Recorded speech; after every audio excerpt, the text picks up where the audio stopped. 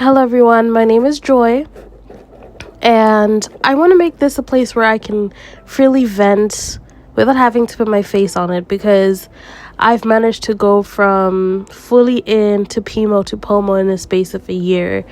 I found out everything about the truth online last year in October, and I was the kind of witness that used to just always do what they wanted to do, but carried a sense of guilt thinking that I should know better. But it never stopped me from doing the things that I wanted. What led to me leaving the truth was meeting my husband, who wasn't a witness. Because I met him and he was an amazing man and he treated me so well. And I stuck to the relationship. When I told my parents about it, I was honest and told them that this is what I was going to pursue. And they totally understood my situation, though they had their own reservations at the time. It took me having to put my foot down. He was studying as I told him that we couldn't get married until he became a witness. And as time was progressing, I watched this documentary on YouTube by Vice about the secret of the Jehovah's Witnesses, and it changed everything for me because, Vice was a reputable company. They don't lie. They actually do their research.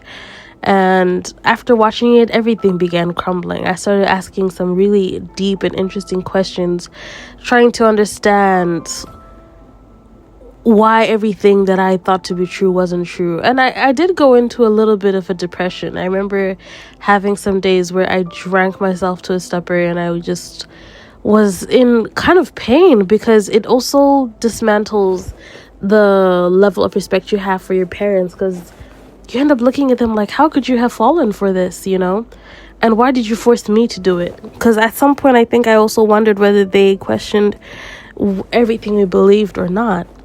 So that was my circumstance and that was my situation. It was absolutely horrible. I hated being in that position. But I found myself feeling better with time. I found myself, the more videos I watched and the more I equipped myself with the knowledge I needed. And I joined Reddit and I started reading everybody's experiences and sharing my own and getting feedback from my own experiences. I started to realize that the truth wasn't the truth. It's just a very, very sick and twisted way of believing.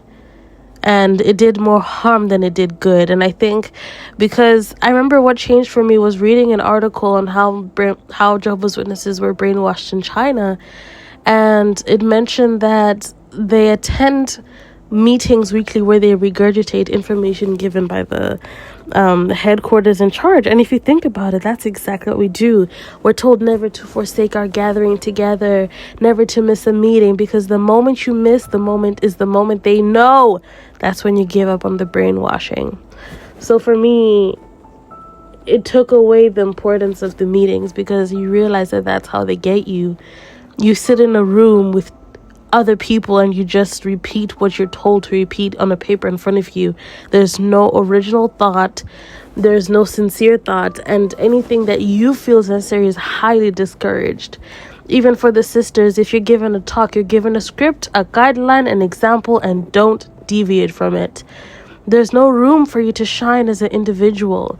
The only way you shine is how good you manage to regurgitate what you're told in a way that's unpalatable.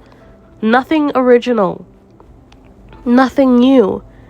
And I think I felt so stupid at some point in time. I felt so like, how could I have fallen for this in my adult years? And I tried to speak to my parents and tell them that was my first mistake. Never speak to your parents about your discoveries because they have already allowed themselves to believe that this is the truth. Nothing you can do or say at this point in time will change how they feel or look at the religion. It's never gonna change. And that's my story. I started asking very difficult questions because at this point my family had gotten to know my in-laws, and I asked them point blank, so are you saying that my mother-in-law is just gonna go and disappear and nothing's ever gonna happen to her again? And my parents couldn't really answer. They're like, well, how can you expect them to have everlasting life if they use a cross? And I was like, okay, but we also had things we used to believe in, but does that mean that we weren't going to go to paradise before? But it seems like the rules don't apply to witnesses for some odd reason, huh? It only applies to other people when they get it wrong, but when we get it wrong, it's okay. That's when I realized, like, nothing here holds weight, and I just had to leave.